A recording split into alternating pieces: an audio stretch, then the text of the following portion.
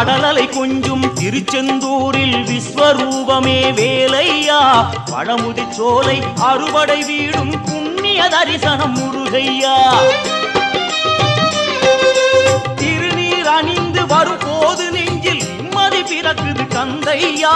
சுகனே சிவனார் மகனே உன்னை பாட பாட சுகமாகுதையா வேல் முருகா